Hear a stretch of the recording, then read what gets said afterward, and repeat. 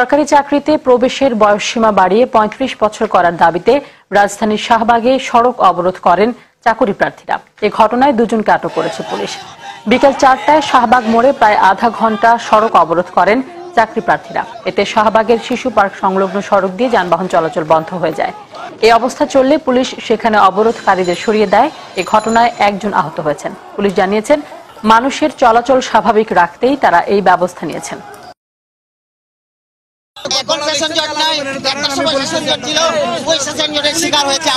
যদি 48 আগে ছিল মানুষের গড়াইও, এখন 70 হয়েছে। অবসরের বয়সসীমা 2 বছর বেড়ে গেছে, তো আমাদের কেন চাকরি বয়সসীমা বাড়ানো হয় না? আমি মাস্টার্সে পরীক্ষা দিয়েছিলাম 13তে, এখন আমাদের পরীক্ষা হচ্ছে 16তে।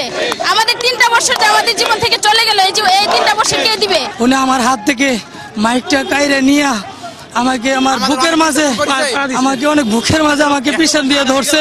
বঙ্গবন্ধু মেডিকেল বিশ্ববিদ্যালয় আছে পাশে, বারডেম আছে পাশে, তো আপনারা এই জায়গা যদি বন্ধ করে রাখেন, এখানে পেশেন্টরা আসে, রোগী আসে, সাধারণ জনগণের চলাচলের কষ্ট হয়। বারবার অনুরোধ করা সত্ত্বেও তারা সরছিল না। এইভাবে প্রায় 30 মিনিটস, প্রায় আধা ঘন্টা এখানে অবস্থান করে তাদেরকে পরে আমরা অনুরোধ করতে করতে আস্তে আস্তে কথা বলতে বলতে তাদেরকে আমরা এই যে রাস্তার মাঝখানে ইন্টারসেকশন থেকে সরিয়ে আমরা জাতীয় জাদুঘরের এখানে নিয়ে আসি। না, আমরা আসলে কাউকে গ্রেফতার করিনি, তাদের সঙ্গে কথা বলবে তাদেরকে সরিয়ে দেওয়ার জন্য এখানে আমরা 2 জনকে এখন আমাদের কাছে আটক রেখেছি।